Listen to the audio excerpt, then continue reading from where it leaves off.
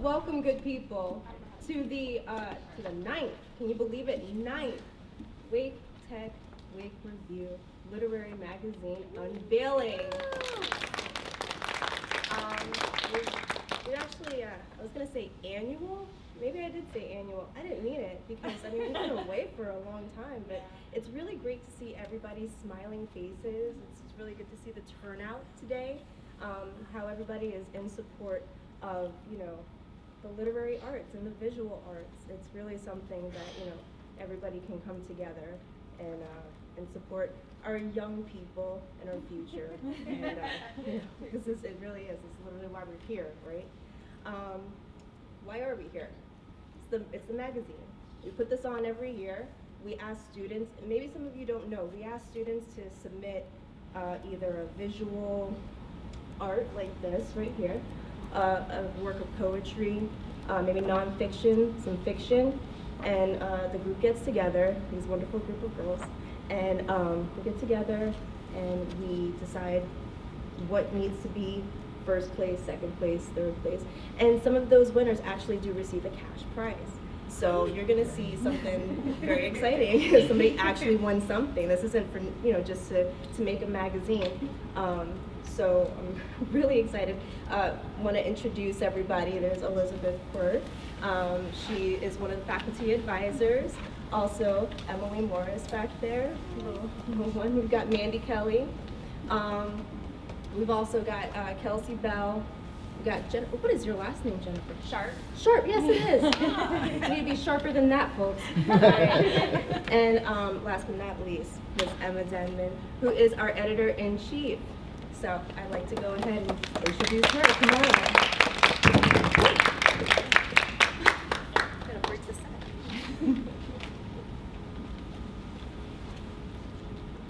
Hi everyone, thank you so much for coming to celebrate this year's issue. As you know, my name's Emma and I'm the editor-in-chief. And I'm so glad that these people decided to put their work out there and allow us to give them a little bit of feedback on it. And so without further ado, I'm going to introduce you to Kelsey Bell, who is our fiction editor and will be presenting the first of the awards.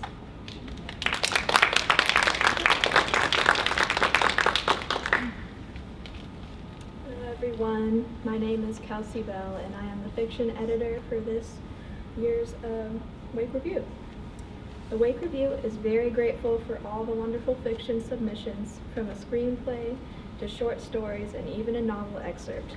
This year, the Wake Review has been a memorable one and has contributed to my renewed love for writing fiction myself. Without further ado, I will announce this year's winners and honorable mentions for the fiction category. So in third place, we have Emma Gilbert for her short story, Crickets. I love the realism of this piece, and I think it reflects recent society as well. Also, the realistic dialogue is something to be celebrated. Please give a warm welcome to Emma Gilbert, if she is here today, who will be receiving her award and reading from her writing.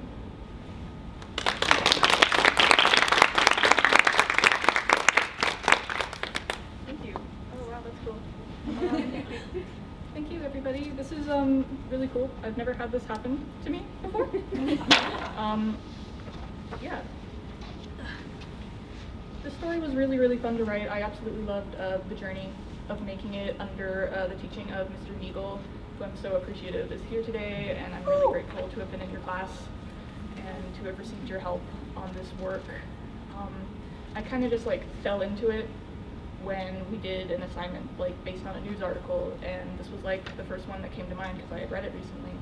So I wasn't even really planning for it to be this, but I just sort of fell in love with it and made it work. And yeah, and I'm also so grateful to I reached out to the author of that article because I wouldn't want to submit it anywhere if he wasn't into it. So he gave me his blessing to submit it, and yeah, I was just really grateful for that, and I thought that was cool. So let me just find my place here. I'm gonna read from the very bottom of page 45 to, oh no, I had decided earlier. Okay, the very bottom of page 47 to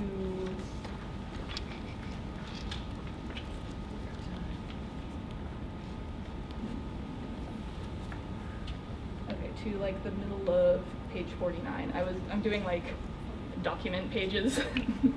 I chose from like the Word doc. Okay.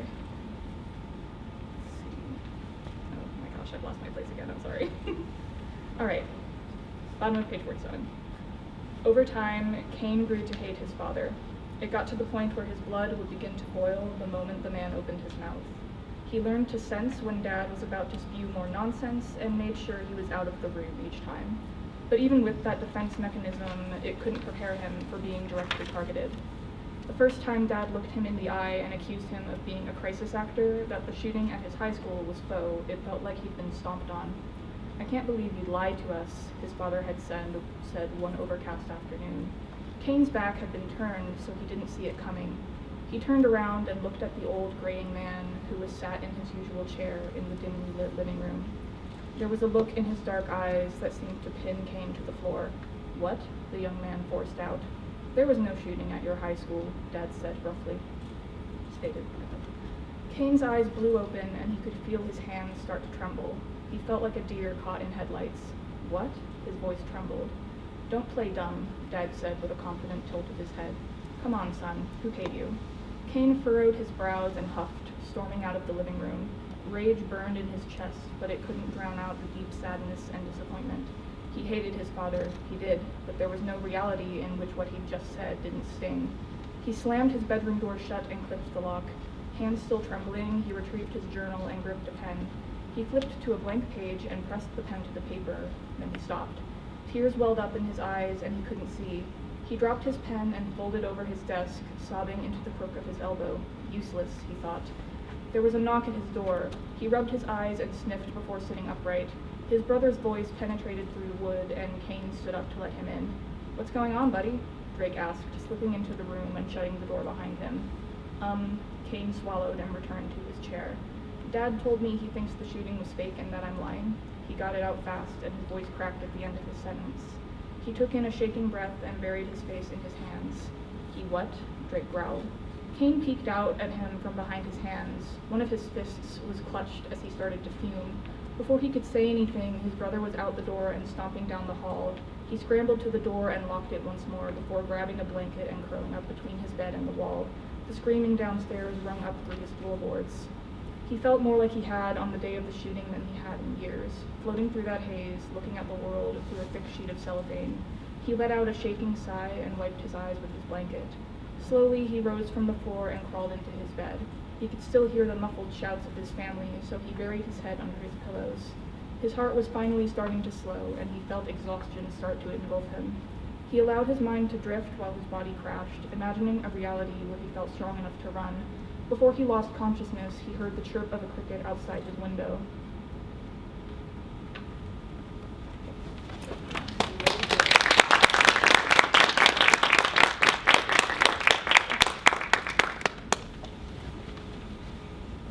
Thank you, Emma. For second place, we have Brendan Odell with his novel excerpt called Running from Everything. This piece is so action-packed, and there is frankly never a boring moment from start to finish.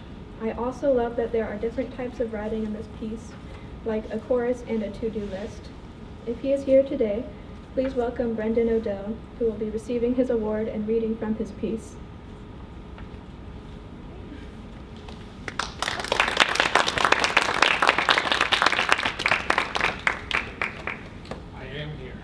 It is a very long drive, though. I live in Sanford. Oh. Thank you very much. And I'm going to be reading on page 30, I guess, if anybody is following along, at the last paragraph here, starting. And the odd thing was, when I heard about when this was scheduled, it was also scheduled relevant to this piece for a man in South Carolina to be executed by firing squad. There has been a stay on this, that will likely only temporary. So this starts with the scene of the couple in a bar, and it starts with an overheard from someone else. It's not like I'm saying we need to bring the hammer down.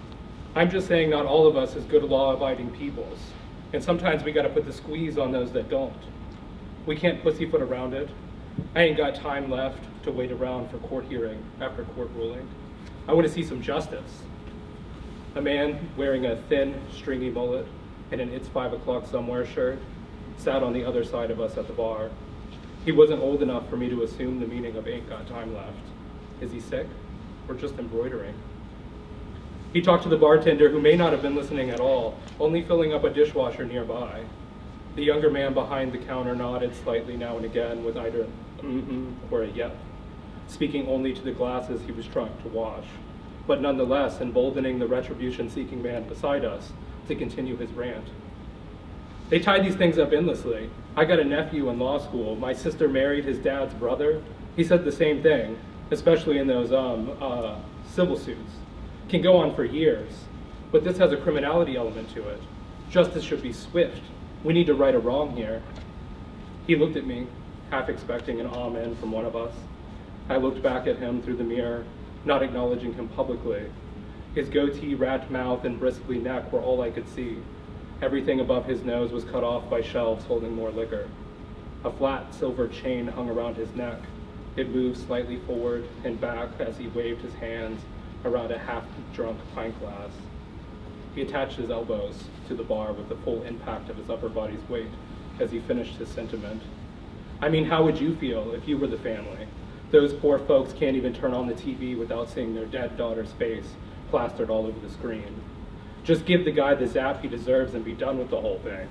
Justice may be blind, but she sure knows how to hit him with a bolt. Seemingly proud of himself for stringing together these sentiments, he relaxed, steeping in a seat, no doubt replaying the moment in his head before being distracted by the next flash of screen in front of him. After leaving the bar, we walked aimlessly. What is justice anyway? He asked. I knew you would say that. Does that guy even realize what the fuck he is saying? Just spewing out garbage. I bet if you asked him who or what justice is, he'd run out of shit to say quick. I'm so tired of everyone using vague words all the time. Does nobody else feel like actually, communicating with anyone? Or are they all just content with reassembling, regurgitating bullshit that they were force-fed? No, not force-fed, gorged on, willingly, compiling all this shit content into their heads just so it can be spewed right back at each other. And for what? Just to fill up the empty spaces of boredom? Dissolve uncomfortable silences? Why does this crap always make me feel more uncomfortable? Am I missing something? Am I supposed to be at ease with this sort of thing going on? Maybe that's the problem. These assholes need to be bored every now and then. Get a good, hard look at the nonsense they are always talking about. How do you even get a chance to think about anything when the next thing is already right there in front of you, blinking, flashing, ringing? What the fuck is justice anyway? There was a long pause as we waited for the crosslight to turn green. We were in a small town somewhere outside of Indianapolis. Tree roots lifted sidewalk on the other side of a misted, empty road. The woody pillars had broken free from their bonds, though they were still immediate, not yet fully discharged. A glorious reprise snapshotted, slowly revealing the exoneration of elms that were held impersonally inside a concrete prison. Thank you.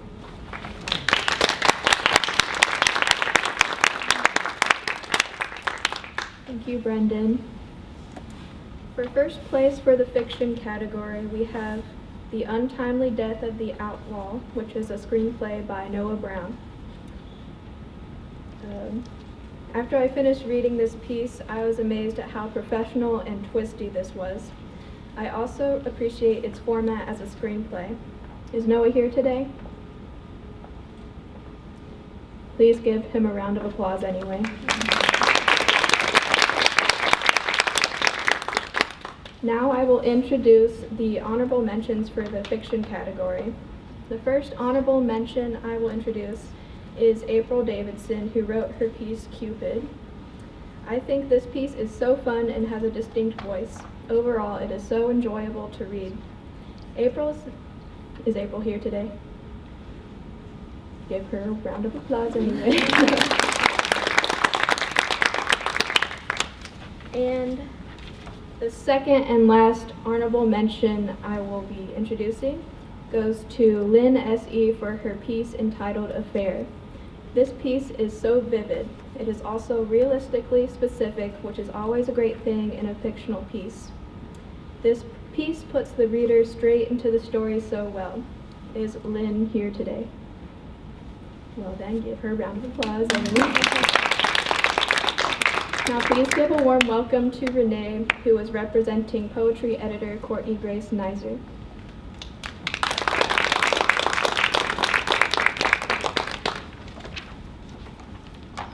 Howdy again, folks. I missed you. All right, so Courtney couldn't be here today, but she wrote a little something, so I'm gonna read it out, and I hope we can get some awards out today. All right. Me as Courtney Grace. Hello, everyone. My name is Courtney Grace. I am the poetry editor for the Wake Review Literary Magazine Club. Unfortunately, I was unable to attend this wonderful event to honor the hard work and dedication of the Wake Review staff and all of the submission authors in putting everything together. Nonetheless, I hope to join you in spirit of celebrating and congratulating everyone for me. Joining the group was a significant step outside my comfort zone for me. I used to enjoy reading, but as my life became busier, I seemed to lose touch with it. Me too. I was able to reconnect for the lost part of my childhood by joining the group. I was leading and analyzing poetry through a different lens than just being the reader. I was able to edit and offer pointers, as well as discuss the depth and the passion created by reading each of the wonderful submissions with the club team. I've improved my critical reading skills and learned to communicate more efficiently with individuals I work with. Thank you everyone for this opportunity, and I'm excited to see what the future holds for the Wake Review Literary Magazine Club. Enjoy the wonderful poetry. So that was from Courtney Grace. And the first place poetry winner, Denver Ellis, for Is That Your Car? This poem stood out to us from the first line, which hooked us with its arresting imagery and unexpected juxtapositions. Really, juxtapositions. Can't even say that today. It's Friday, y'all. Leading to that final question that is also the title. We get a lot of excellent poems sent to the Wake Review, but Is That Your Car stood out as a mini masterpiece, with no word wasted or spared. Congratulations, Denver. Is Denver here? Yeah.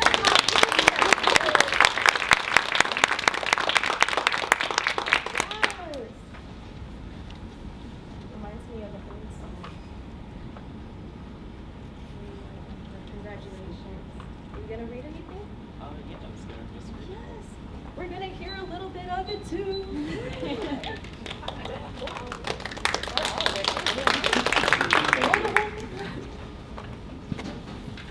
You know, we've all had like parking disputes and cleanups in aisle 3 that have metaphysical and pataphysical complications.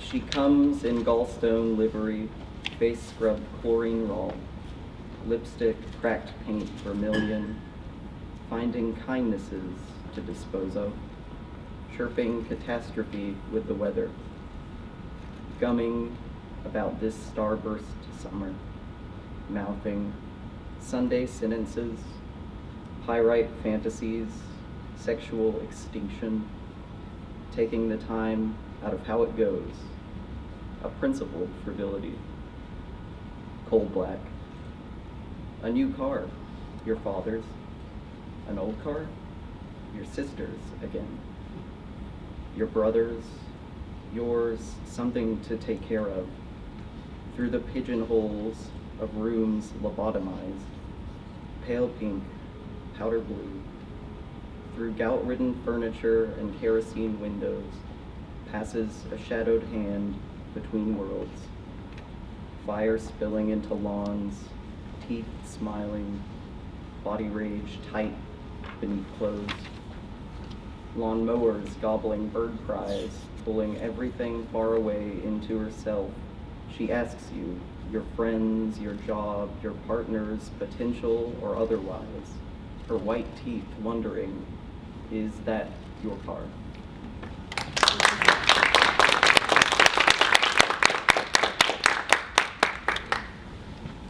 That was wonderful. That was nice. All right, second place poetry. Logan St. John for Jack of Diamonds Performing Eucharist. The Jack of Diamonds Performing Eucharist masterfully incorporates alliteration, anaphora, and rhyme in its haunting invocation of the promise and potential of an apocalyptic vision. This poem feels urgent and of the moment, and as well as beautifully rendered. Congratulations, Logan. Is Logan here? That's okay. Let's give it up for Logan anyway.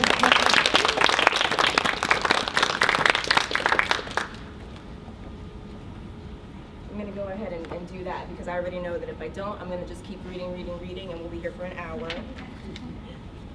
No, that's exactly what I did. No. Wow. Okay, actually, the third place also goes to Logan St. John for Bismarck. So I saw Logan St. John and I was like, wait a second. The Matrix. Okay, third place goes to a talented poet whose name you've already heard. Yeah. This poem, Bismarck, is entirely different than his other winning poem and is so chock full of startling, vivid, dark, and oh my gosh, what is that word? Amazing imagery that we knew it. I promise I know English. I'm not here for nothing, y'all. Imagery that we knew it had to place as a winner, another winner. We've never read anything like it. Congratulations again, Logan. And I'm just gonna look at the camera here. Congratulations, Logan, because if you're watching on YouTube, that's happening. So give it up to him. That's great. Oh, now we're back to the honorable mentions. Oh, wonderful, Tony Nightstep for Beauty Unintended.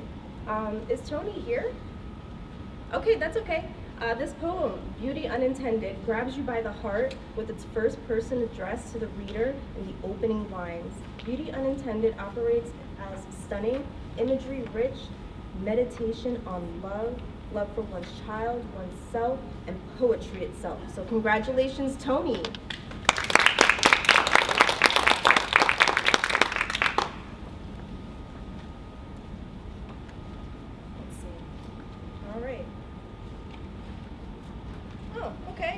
One more honorable mention, and actually,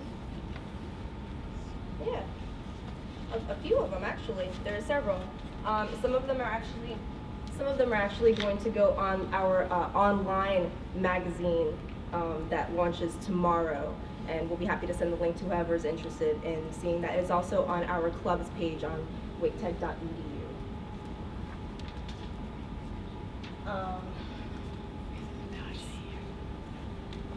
So let's see, we've got Logan St. John one more time for an honorable mention for his poem Mila/Water Song.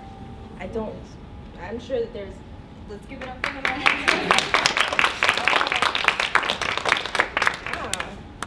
Maya Nesbitt deserves an honorable mention. Is she here, Maya? That's fine. Modern Day Sisyphus, she got an honorable mention for that too.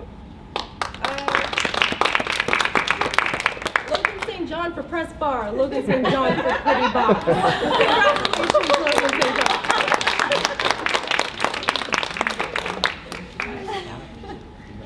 All right. So up next was supposed to be Hannah Nelson, who handles all of the visual arts and multimedia arts, and she was feeling under the weather. She couldn't be here. So Emma Denman is going to, where is she? She's somewhere. Hi. All right, so she's going to go ahead and speak for her in her place.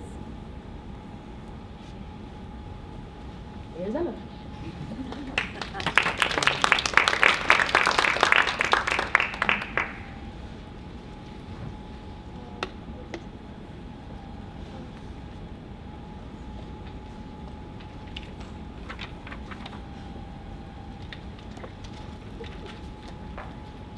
Hi everyone. So as Renee said, unfortunately Hannah could not be here tonight.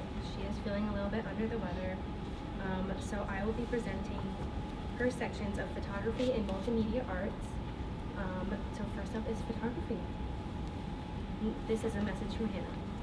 Hi everyone, my name is Hannah Nelson, and I'm the Photography and Multimedia Arts Editor for the Wake Review.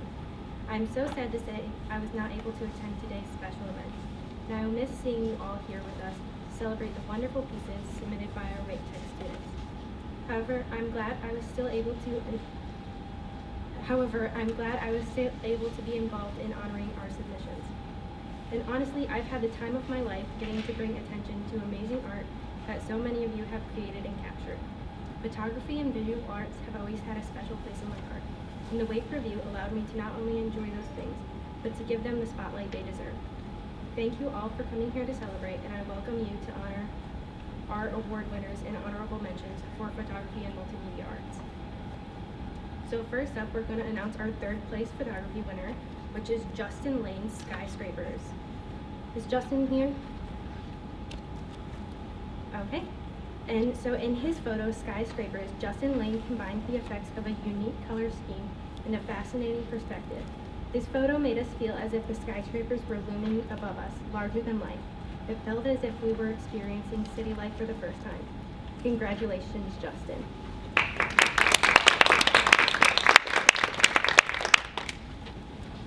And then our second place photography winner is Alec Henderson's Abandon. Is Alec here with us today?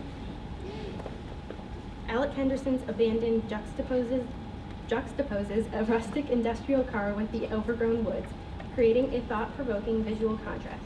Abandon portrayed a striking scene where it seemed to us as if nature was taking back what once belonged to it, as it was gradually growing over the old and broken down car. Congratulations, Alex. What was the inspiration behind this photo? And if you'd like to come up and say a few words, you may as well. Okay.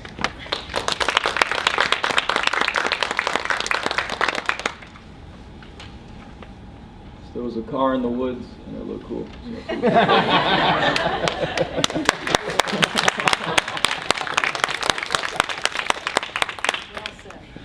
Let's go, buddy. And lastly, our first place photography is Peyton Moore's Handshake. Is Peyton with us? Given today's climate of shifting away from social isolation and returning to a new form of normalcy, Peyton Moore's photograph, Handshake, resonated with us on a very personal level. By framing a simple passing moment where two masked people share a firm handshake with bright smiling eyes, Peyton's handshake reminded us that amid the daily chaos, we can still find joy and hope in the comfort of people around us. Congratulations, Peyton. Would you mind sharing with us the inspiration behind this photo? Sure.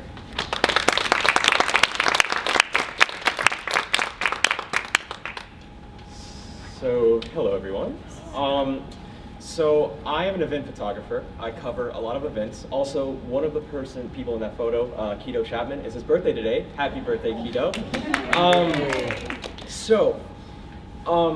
I cover a lot of esports events. Now, esports video game competitions is something that's very new to the world, people, America, stuff like that. And so by taking a photo that has such striking emotions in it, such connection, it allowed me to share something that a lot of people may be uncomfortable with or may not understand, and it would allow them to emotionally resonate with that handshake. And so I just wanted to shout out all of my friends in the esports community and the photos that I took. I really appreciate everyone who's been there for me and hired me for that event, and I just happened to take it. I saw a good angle where I was behind the stage, and I saw them come up for a handshake after the game had finished, and I thought this would be a really, really good photo. And you could tell who won based on body position, based on who's looking at who. You could probably tell one is very much more confident than the other,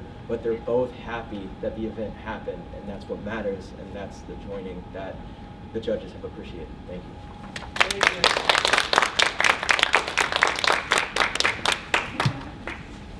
We'll give you your award afterwards.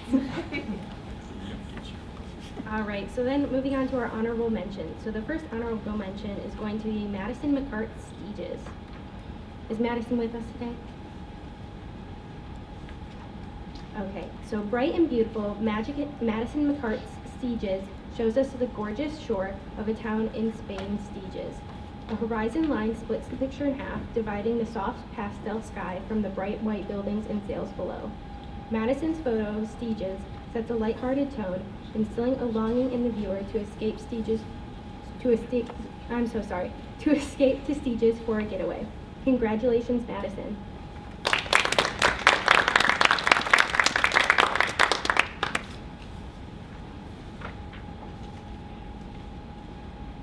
And our next honorable mention is actually also a staff submission. So this is by Mariel McCormick. Is Mariel here with us today? All right. So then Mariel McCormick's Illumined is a dazzling and glaring photo of a scene inside a unique craft shop, with glowing lights and intricate items scattered across the shops. Mariel framed the photo in a way that made us feel as if we were perusing through the shop ourselves, exploring the fascinating mysteries the shop had to offer. Congratulations, Mariel.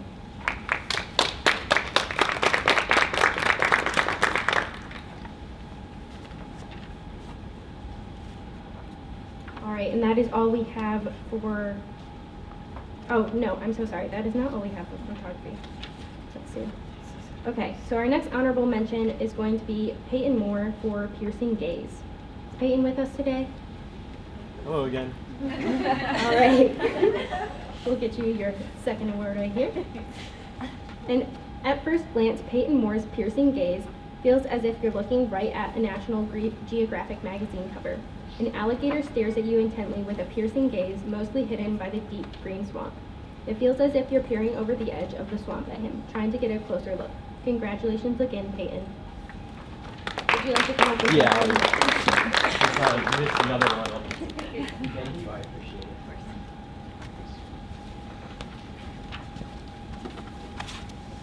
Were you walking near water and saw an All right, alligator and and thought it was cool? our Was that next, based when you- oh, it looks that like was in Peyton an also has aquarium? another one.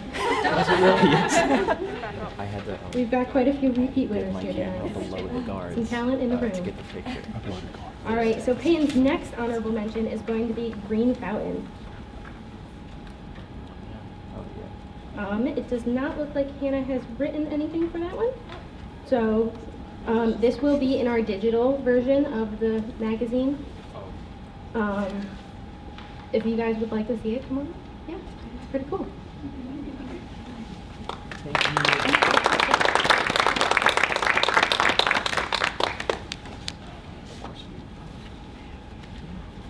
Okay, and our next honorable mention is going to be, oh, I'm gonna get this name wrong. Please, please do not. Yassine Heikel? Are you here? Please don't hate me if you're watching this online.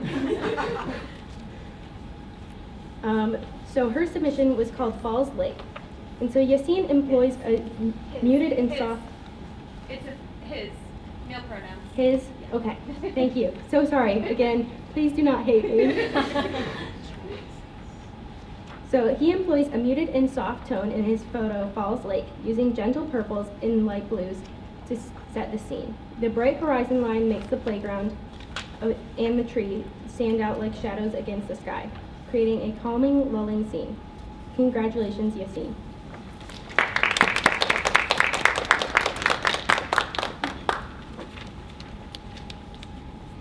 And our last honorable mention for photography is going to be Aaron Baker. And Aaron Baker's submission, Untitled, is also going to be available to view online.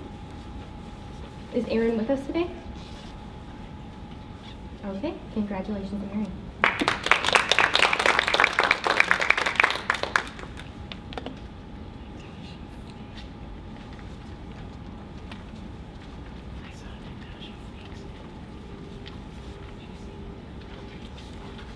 Okay, and so now moving on to our multimedia and visual arts category. Hannah is also the editor for this category. So we are going to start with third place, which is actually our Dragon Goddess mask right over here. This is by Natasha Fleet. Natasha, are you with us today?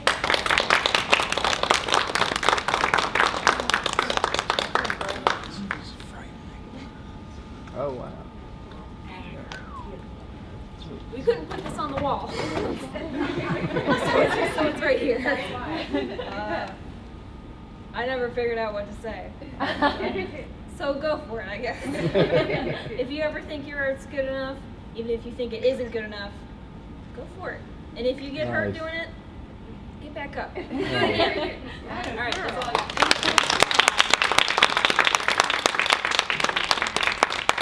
And Natasha just very well demonstrated why we couldn't put it on the wall today. Because unfortunately, some people like me do not watch where they're going. Oh. Right, there we go. There are far too many wires around here for me to be on here. Okay, so what Hannah said about Natasha Fleek's dragon mask is that it creatively incorporates delicately crafted jewels and patterns with an impressively structured dragon mask. Made from scratch, Natasha's piece is brilliantly crafted. Congratulations, Natasha.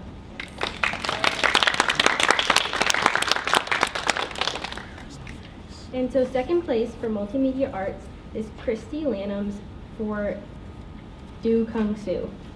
Is Christy with us tonight? All right, so Do Kung Su, Christy Lanham's painting, makes you feel as if you are staring at the photo. With elements of realism evident through Christy's effective use of color and shading to create lighting and her attention to detail in the eyelashes and freckles. Congratulations, Christy.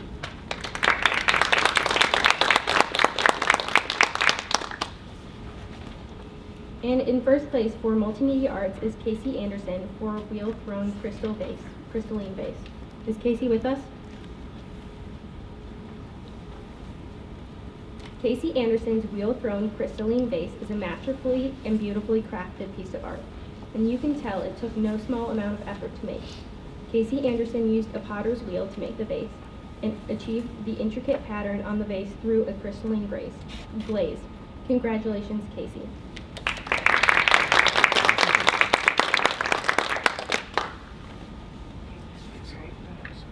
And so we have a few honorable mentions for multimedia and visual arts. So our first one is going to be for John Xerxes for Spring. And this is all, I believe this is in the pamphlet? Yes, okay. There are a few that are going to be online in here.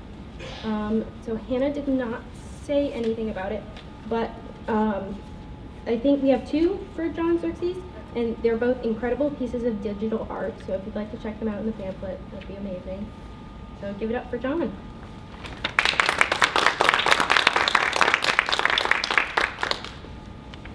His other piece is entitled The Black Queen, which also got an honorable mention. And next up is Duncan Lyle for Wizard's Memory. Is Duncan with us tonight? All right, so Duncan actually has two honorable mentions, and it's going to be for Vegetable Valley and Wizard's Memory. Give it up for Duncan.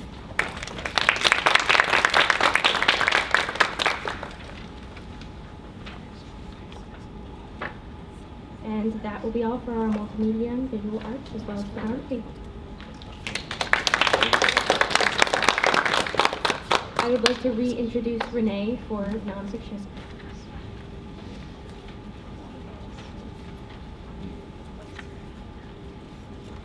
Hey guys.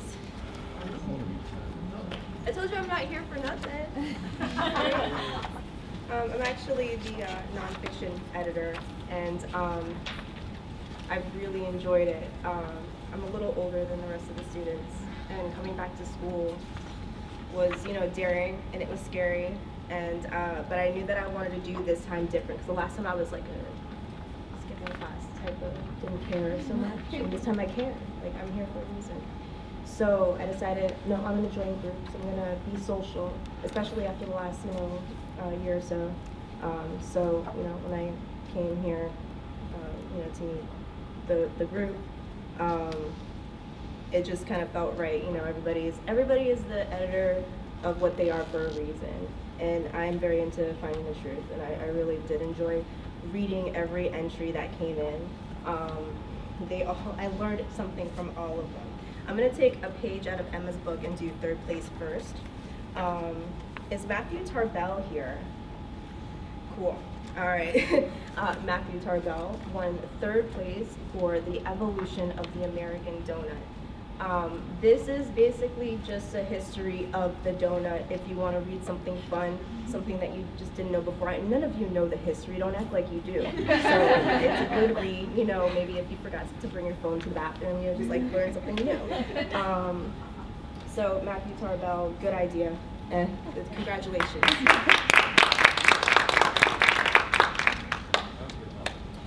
Is Blake Adcock here?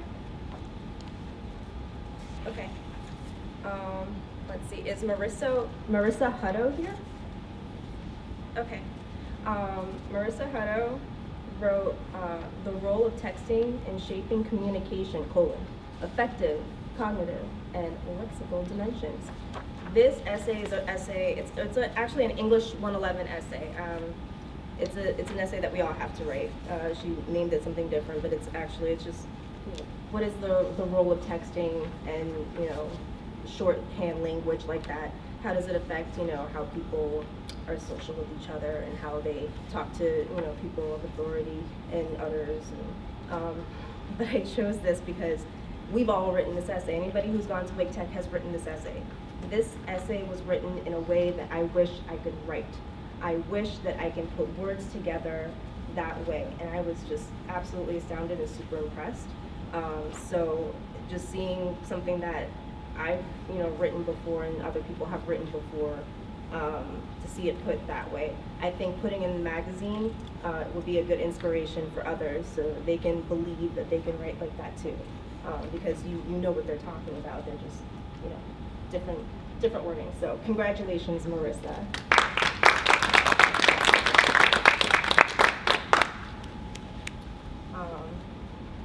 Got, let's see, first place. First place, is Lisa Miniavea here? Neighbor? Okay. She wrote Nice, and she won the, first place award for nonfiction for Nice and White with an Edge of Red, The Cultivation of Upper Class Women in Anne Bronte's Agnes Grey. This won first place for a reason. I don't know if you are familiar with any Victorian women writing, but it has a lot to do with the way that women were treated at the time. Not so much now, but definitely there are some elements of that, you know, can be reflected on today, right? This author, she really put it into perspective, and she analyzed actually one character from there, and just, you know, gave us some insight and about, you know, how men and women, you know, interacted back then and how it relates to now. I thought it was great. So congratulations, Lisa.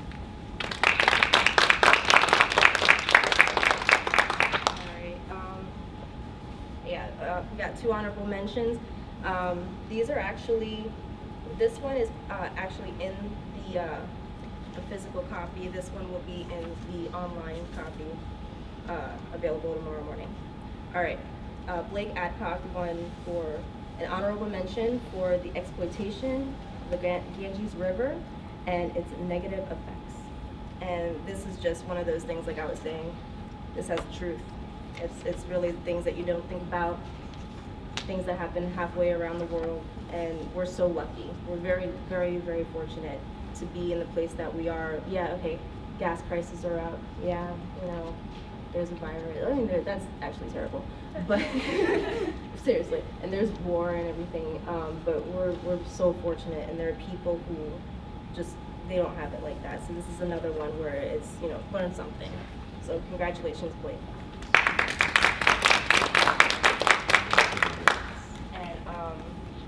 Y'all don't know this about me, but I'm really into psychology and social sciences. Wow, I didn't know. I had no idea. I had no idea I was that person. Caitlin McCann got an honorable mention for writing about the different types of anxiety disorders. This is something I suggest that everybody should read. Is Caitlin here, by the way? No? That's okay. Yeah, it's a really good, just descriptive essay about, like, just the major types, and just very informative, and it's just a good read, and it's a short read. It's not a scientific journal that you have to look at the little letters, and it's not all like that. So I really enjoyed that, the format and everything. So congratulations, Caitlin.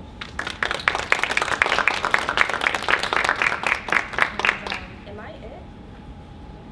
That's it? Okay, folks. One last thing. I suggest that everybody, can you all hear me? Yeah. I suggest that everybody after this, go eat something, okay? Get some autographs, because I swear these people are really going places, right? Am I right? Yeah, so we'll find some pens, some Sharpies, because I'm not joking. Like, the things that I've seen and heard today, I didn't even, yeah, I'm impressed. I don't know about y'all. Your winners. Your checks are in the mail. I promise. I swear. They really are. I promise. I don't have. And let's see. That's that. And don't forget, like, we're doing this every year. So please feel free, if you're a student, to join or submit something for the magazine next year. That would be great. We take it up until January 31st every year. It doesn't fail. And please come join us. You know, it's not just girls. We had guys in the beginning, right? Like, we were there. We just kind of, but no, we really appreciate everybody coming out. So, and thank you for putting up with me.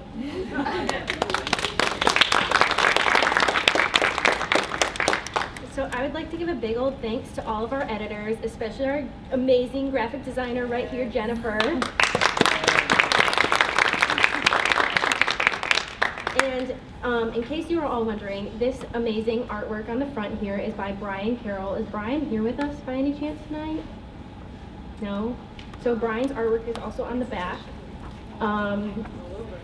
Yes, he is amazingly very talented, as many of the people in this room are.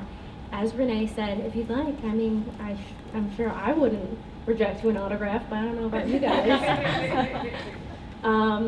So yeah, if you guys would like to join us next year, we have the online club contacts, all online. Yep. And so we would love to see your submissions next year as well. Thank you for joining us tonight.